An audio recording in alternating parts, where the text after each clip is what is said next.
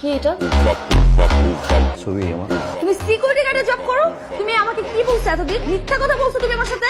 তোমার সাথে আমি এই জন্য রিলেশন করছিলাম? শোনো, কি শুনবো তোমার কথা আমি তোমার একটা কথাও শুনতে চাই না। আজকে আমার ফ্রেন্ড আমাকে এই ছবি সেন্ড করেছে, এই দিন আমার দেখতে হয়। সবার সামনে আমি হাসির পাত্র হইলাম। ও কিন্নি, তুমি আমার সাথে ডে বাই ডে মিথ্যা কথা বলে গেছো প্রতারক। নেক্সট টাইম কোনো যোগাযোগ করবো না সিকিউরিটি গার্ড, শালা প্রতারক।